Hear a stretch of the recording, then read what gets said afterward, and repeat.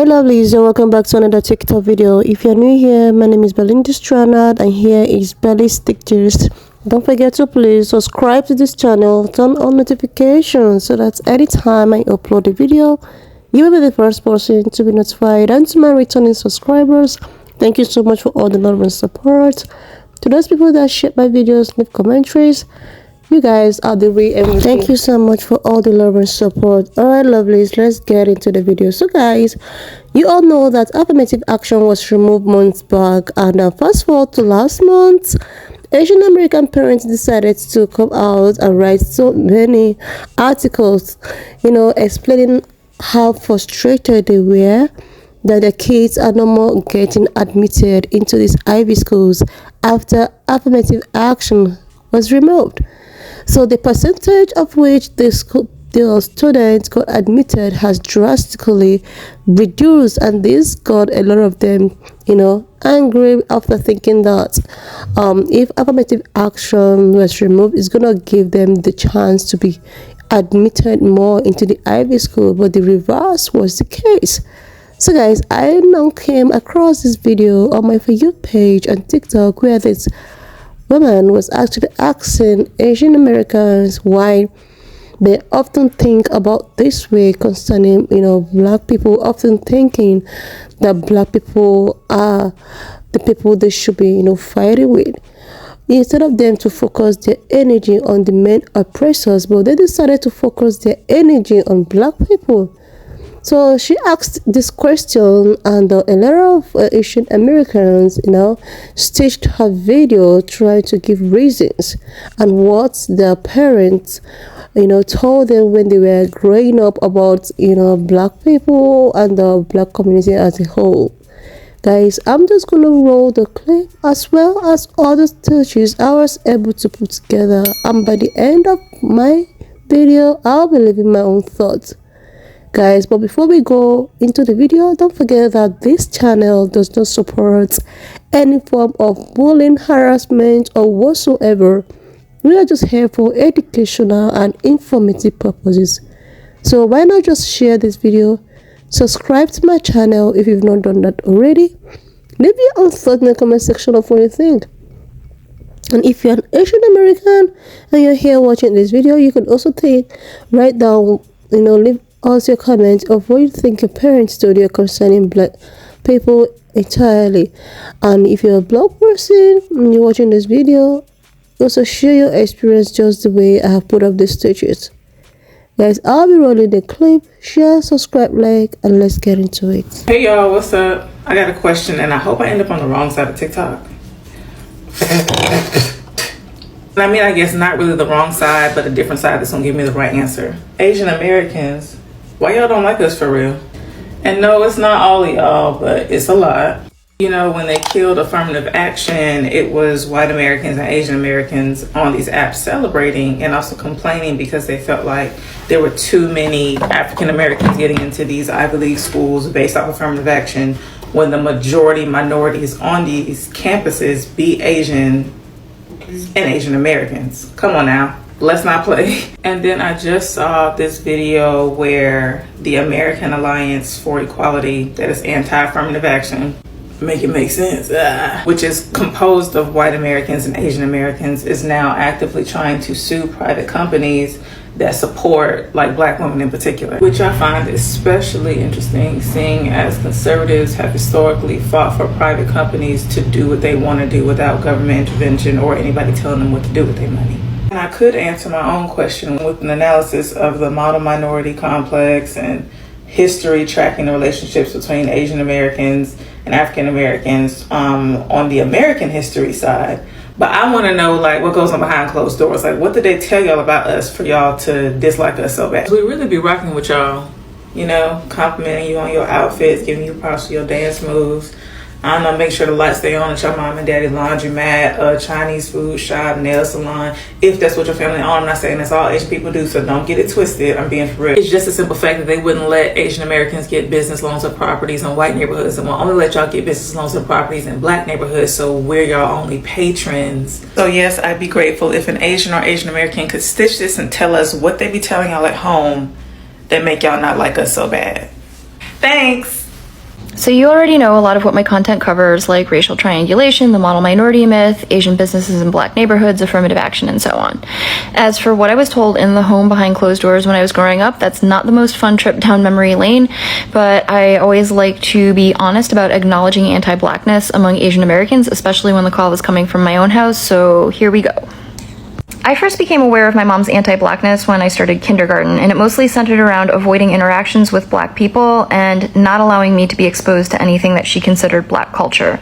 So if we were walking and she saw a black person, she would pull me closer to her. If we were in the car in a parking lot and saw a black person in the parking lot, she would make a point to lock the doors, and I wasn't allowed to listen to rap or Michael Jackson or Tina Turner. And she was hypocritical about that, because I wasn't allowed to listen to Cyndi Lauper or Madonna either. She would call it trash music and say that it was going to be a bad influence, but if it was a white artist, it was not racialized. It was only when it was black artists that it was racialized. And another thing that I think is kind of typical is, as a musician, there were a lot of black artists whom she respected and enjoyed, but she would always say that one black artist is the exception, the rest are bad influences. When I went to school, if I came home and said I made a friend, her first question would be white or black. And that drove me nuts, because in preschool, I dealt with a lot of bullying and discrimination because of being Asian, so it didn't make sense to me that she wanted me to turn around and do that very same thing to my black classmates, whom she knew nothing about, on the basis of their skin color. And when I wouldn't stay away from my black friends, she would resort to making up justifications as to why it was harmful for me. She would say they're going to hurt me and they're going to be a bad influence because they fight and they swear and they're not good students. And of course, none of that was true. And in my household, it was not physically or emotionally safe to voice your opinions, but about that I would, because it literally angered me. And then she would resort to physical violence. And that sealed the deal in my mind that prejudice is purely irrational, because none of her claims had any basis in reality, and that's why she had to resort to physical force. Unfortunately, I think that when parents resort to intimidation and violence to instill prejudice in their children, a lot of times it works. But I was very lucky, because the principal of my elementary school was a black woman who implemented a program called Students Educating Each Other About Discrimination. And that wasn't centered on racial discrimination, it was about discrimination in general. But in that program, we learned to have discussions about discrimination and to identify it and disrupt it. Which at that age just means if you witness discrimination, say it's discrimination and articulate how you know that it's discrimination. So from learning that very powerful tool at school, I was able to identify that what my mom was doing at home was wrong. Additionally, the principal was a black woman, so I had a black woman in a position of leadership as a role model. And in my school district, she wasn't a token. They really valued black leadership, from teachers to administration, guidance counselors, all the way up to superintendents. And so I was surrounded by black role models who made me see that reality did not line up with what my mom was trying to teach me. The straw that broke the camel's back was sometime around the ages of between 7 and 9. I was planning a birthday party, and I told my mom that I want to invite my friend Keisha, which I knew was going to be an issue, but I thought I would try. And she said no, and I said, fine, then I don't want to have a birthday party, and she made me have the birthday party. So now that felt like that's not only cruel to me, but that's cruel to my friend Keisha, whom you don't even know because you refused to meet her. Shortly after that, we were walking in the mall, and my mom did this thing that she often did, which is she sees black people minding their own business, and under her breath she mumbles a derogatory term in Chinese for black people. And I remember I pulled back on her hand and faced her, and I said, they are not doing anything. You don't know them. The next time you do that, I am going to go up to them and I'm going to tell them what you said. And believe it or not, the fear of exposure by me actually made her tone it down, and she stopped doing that in public. Fortunately, my mom did not live and die that way. In later years, she came around to seeing and later openly admitting how wrong she was. In her older age, one of her best friends really was black, and my mom admitted to her friend what her previous attitudes had been and why. And from those conversations, I was able to gain some insight as to what my mom's motivation was for her anti-blackness. Because I think most people feel, since Asian Americans also are harmed by white supremacy, how does it make any sense for Asian Americans to be anti-black? My mom spent most of her young life in Hong Kong when it was under British occupation, and then in the 1950s, she came to the United States when she was 16 years old. Generations before my mom, her family had been living in and doing business around Shanghai, Hong Kong, and Macau, which were French, British, and Portuguese occupied areas. So she was heavily indoctrinated into anti-Blackness in Hong Kong, where she had no exposure to Black people that would have shown her a different reality. And furthermore, what she was indoctrinated into is the idea that an Asian can elevate their status in white spaces by aligning with white supremacy, which includes aligning with anti-Blackness. So I think what my mom was doing with me is that from a young age, she saw that I was having a hard time as an Asian American assimilating. So she felt that if I associated with Black classmates, that would make assimilating into white spaces even harder. And she was concerned that associating with Black classmates would negatively impact my status in white spaces. Well, we all know with me that the outcome was I understand very clearly what spaces I want to be part of and what spaces I don't. So my mom was really proud that she was westernized. She was proud that she spoke English without an accent, that she was very well versed in European culture, and she actually looked down upon my dad for being what she called traditional and therefore backwards. Right, so where was my dad in all of this? My dad grew up in Taiwan, where he had no exposure to Black people, but he also had very little exposure to Western media. I think when he came to the United States, he was a bit uncertain around Black people because of the lack of familiarity and the slight media bias, but it only took a very little being around Black people to see that prejudice is irrational and that it serves a white supremacist agenda that he doesn't want to uphold. As I said before, in my household, it wasn't physically or emotionally safe to voice opinions that differed from my mom, so I do understand why my dad didn't speak up when my mom was being anti-Black. He had a hard enough time keeping my brother and I safe. However, what he would do is when it was just my dad and I, he would make sure to teach me or give me resources about accurate Black history. So for example, a lot of my mom's rhetoric surrounded musicians. So my dad would teach me about Berry Gordy, Chuck Berry, Marian Anderson, Jesse Norman. If the claim was that Black people don't value education, he would tell me about Black scholars, academics, and scientists, and so on.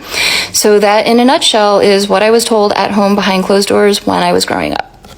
You already know a lot of what my content covers. So I tried to actually stitch Amy's video so you guys can see it, but it wouldn't let me. But please go look up Amy Chen to see her response to my previous question.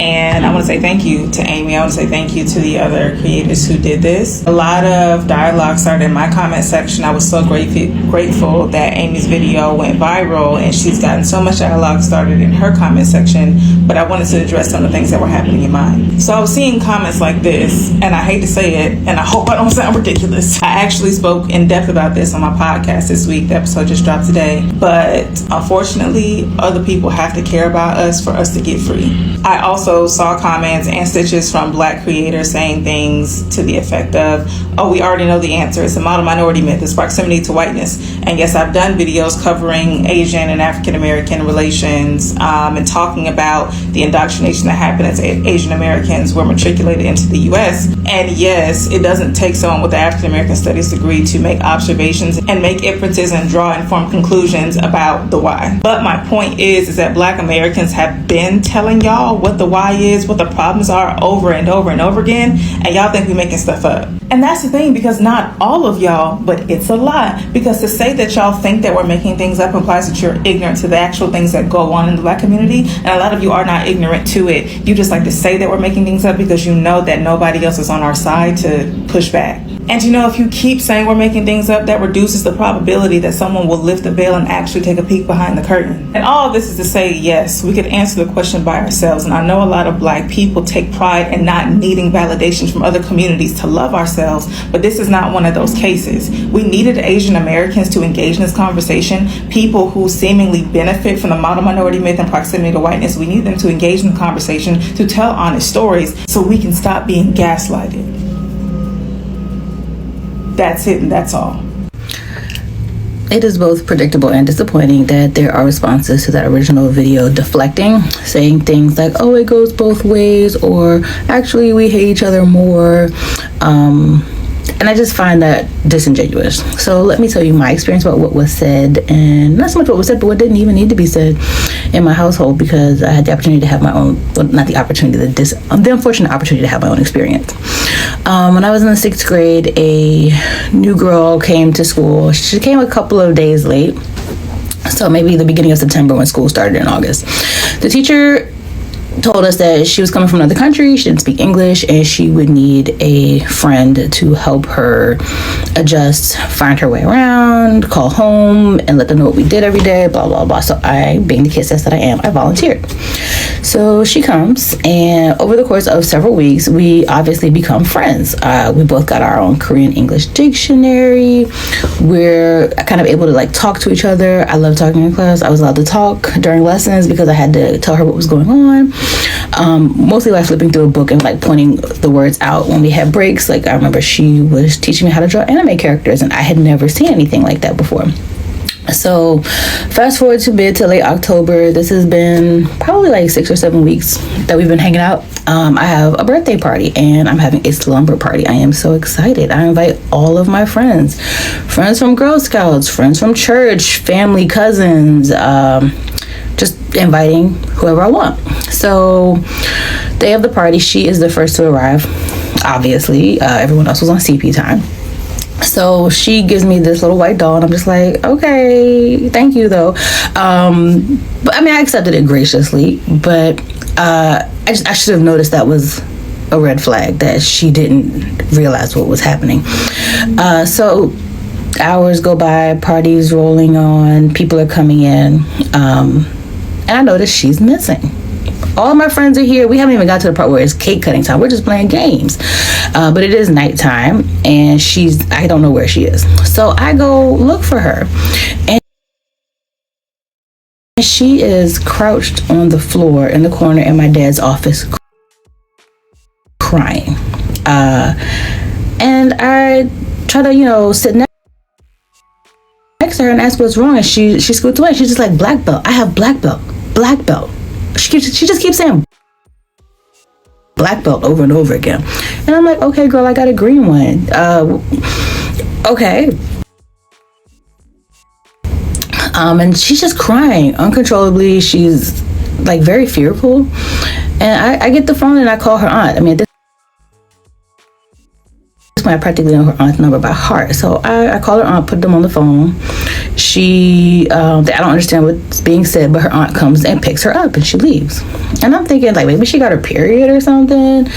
And I go back to the party. I have fun. And the next day, after all my friends have left, my parents tell me like, I think she thought you were white. She thought you were white because you have light skin. At the time, I had very long hair. And when your other friends got here, she realized if everybody here is black, that means you're black. And I was like, no, that can't be it. But I get to school on Monday and she still won't speak to me. She's replaced me with a new school friend who has red hair, curly red hair and green eyes and freckles. So there's no mistaking that. And she just won't speak to me anymore. So when people say it goes both ways, I find it very hard to believe that anybody else could that any one of us could get to know you for who you are, and then just simply find out an arbitrary fact like your race or your gender, and just all of a sudden be like, whoa, I don't know you, like we're not friends anymore, and just cut you off cold turkey off of the strength of your ethnicity alone. Like that's just wild to me. She never spoke to me again. She obviously never apologized, and that's something that I've carried with me for a very long time. Like to be turning 12 years old and experience racism like that firsthand is kind of traumatic. So it doesn't go both ways, right? Asian are not like us so bad. So my father, who I don't talk to at all anymore, is Filipino, and we never had a conversation about his prejudices, but he did love to share stories that centered on black men being aggressive with him. Now, I can remember 2 stories. The first would be about him being picked on by black men in the military. and bullied by them. And the other story is about him having to fight off 2 black men that were trying to unalive him. So growing up, those stories didn't have the impact on me that he would have wanted, I think, because I had this amazing teacher, Mrs. Gibbons, who was black. I had Kevin, was my auntie's boyfriend, who showed me incredible kindness at my own birthday party where my dad and his family were making fun of me. One of my best friends in high school, his name was also Kevin, was black, and he would like hang out at our house, and he was friends with my brother. I was reading Maya Angelou and listening to Ella Fitzgerald, reading Langston Hughes, and listening to, you know, jazz, where most of the artists were black. Like, whatever he intended, it didn't work with me. Also, I was rebellious. I refused to learn my dad's language because I did not see myself as whatever he was. Because his family would make fun of me all the time. But in some families, those stories have a really big impact. So it's not any conversation that they're having. It's just stories to put black people in a poor light. I hope that helps. So from my experience, the anti-blackness really comes from colorism in my culture. It's just like they just praise white skin. So I once had a light-skinned boyfriend, and then, you know, when I brought him around, oh, he's so handsome. And I would even say, why? Is it because he's light-skinned? And they're like, oh, no. And they completely deny it. But the anti-blackness is all over. It's everywhere. I mean, look at Bollywood films, in the Indian film industry. Like, it's just, I mean, people are bleaching like crazy. It's just, it's really, it's mental shackles. That's what I call it, mental shackles. I have been wanting to ask this question for years. By the way, my Yetis are sitting in this shirt. But of course, it took a black woman to bring this all to our attention, so I'm gonna just say thank you. But real talk, living here in the Bay Area, majority of the population is either Latino or Asian, and obviously black. And it feels like, of the demographics, Asians, and I'm talking about everyone from this part of the planet, okay? Big map, all of y'all, especially y'all, and y'all. Everyone. It really just feels like Asian Americans and just Asian people in general try to avoid black people all the time. I've been told so many times in Indian culture by the few Indian friends that I have how there's so much anti-blackness within their culture. And y'all be just as dark as us. I remember when I was in school and I was president of the BSU, I would try to associate and to join forces with the other minorities because I figured, you know what, we're all underrepresented in government. We might as well not have that same problem here on campus. When the Asian students would actively avoid conversing with me, this goofy life-size anime character right here. I did my due diligence and my research, and some of the students' home countries actually told them it would be best if they avoid all contact with black citizens, to whatever degree that meant. But as stated by my colleague, it was in black neighborhoods where many Asian Americans, well now Asian Americans, would thrive. Your businesses weren't allowed or welcomed in white spaces, so you went to the next best thing, ours, where you did nothing but succeed. I'm not saying that all black people didn't do y'all wrong. I'm not saying that all Asian people are somehow, a little twisted. But I genuinely want to know, why don't y'all rock with us? Okay, bye. Like, seriously, lovelies, it baffles me that something like this is something that these people actually grew up, like it actually started from their parents. And I'm so glad that a lot of people shared experiences. A lot of people also share their own personal experience, concerning what their parents wasn't told them growing up about, people of color as a whole. And I noticed this has to do with how they were being brought up, what they were told about people. They practically tell them not to actually associate with this kind of people, or because they felt that these people are not worth associating with. Imagine yourself, in a world a community or a place and you gave birth to a child, then the next thing you could do was to start telling the child how we shouldn't relate with this particular, kind of people, how you should relate with this particular kind of people, how these people does not represent anything in the society or does not bring anything in the society, how this particular set of people as people of the low class and we are actually the superior, when all of us are categorically in the same spot. We are all minorities. We are all, treated in one way or the other. We were all supposed to, come together and try to build our own, and try to create our own. But we are now being discriminating. Seriously, lovelies, this is something when I, came across this video, I was like, this is actually a question that needs to be asked.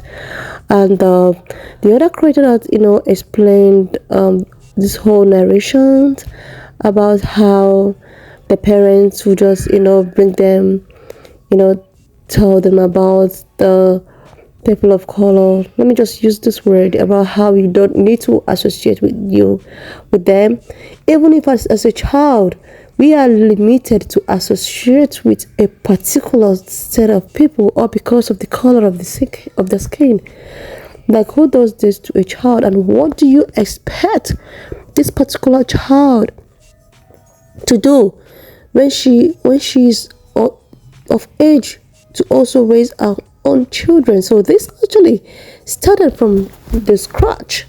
So that was why this creator actually asked this problem, because I don't know why Asian Americans actually have problems with black people, black success, or not all of them, not all of them, but majority of them. Meanwhile, do you know that most of the Asian Americans businesses that operate in black neighborhood actually succeed? They are making money off black people, black neighborhood, because there's something about black people. Black people are they have been oppressed, they have been done all sort of things, but they will just continue supporting your business. They will just keep on supporting them. But it's so disappointed that these people that you guys are trying to fight, these people that you guys are trying to strip out things from, thinking that they are they are the problem that you guys have, they are actually not the problem that you guys have. You guys are just fighting with people that are not even fighting with you, people that are not interested to put you down, but you just want to put this particular kind of people down. You don't like this kind of people, but you want to make ends meet from this particular set of people. Who even does this? Who does this kind of thing? A lot of things have been going on. Okay, let's just use affirmative action as an example. So when this affirmative action of a thing was clamoring, when it was just going about, everyone was talking about affirmative action, and then the wannabe, American Asian boy that started all this, when he wasn't given admission into these Ivy schools, he decided to go out to sue some of the schools, and with the support of the Asian Americans, or pick me, or will I call them conservative Asians, he decided to went further with this, and with one thing led to the other, with the help of this funds, affirmative action was removed, because Asian Americans were thinking that black people that are less intelligent or are not deserving actually is taking their place, that they were supposed to be getting more admitted to this course, but because of affirmative action,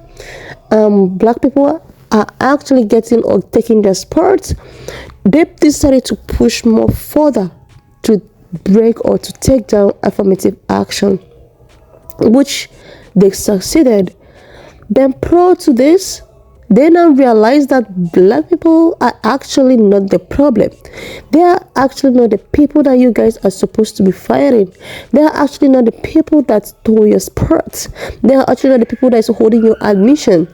I just hope this is an eye-opener to all the conservatives, Asian Americans, to know that black people is actually not the problem. Black people is actually not the people that took your things, or they were supposed to take your own place. I just wish that this thing about affirmative action is going to be an eye-opener to all Asian Americans, especially the conservative ones. They keep on thinking that, people of color keep, removing or taking away something that actually belongs to them. No. So when she asked this question, and the replies and a lot of things that I learned from this, oh my goodness, is something that everyone needs to know. So this is something that started growing up. The parent, forefathers have actually told them this. Not all of them, because I have met quite a few that is actually good, but majority of them are conservatives, and they often think that they are also, superior. Like they look themselves as if they are equal to the real white people. Like they often and they constantly keep this up this disappointing the black people. But they want the help from the black people. They want the finances. But they will keep on disappointing black people as well. Seriously. This is just so... wow. So guys, why not just leave me your own thoughts in the comment section of what you think of this video. And do not forget that this channel does not support any form of bullying, harassment, or whatsoever. We are just here for educational purposes, guys. We are just here to learn. Just the way that we've learned about, this question that this creator asks Asian American, like, what is it that your parents told you growing up concerning black people using affirmative action as a case study? I hope everyone learned from this. I hope we all are learning. And guys, if you have any other thing to chip on this topic, you can just leave it on the comment section, and I'll also leave my own in the comment section as well. And do not forget, we do not support violence. We're just here for education, and I will see you lovelies when I upload my next video.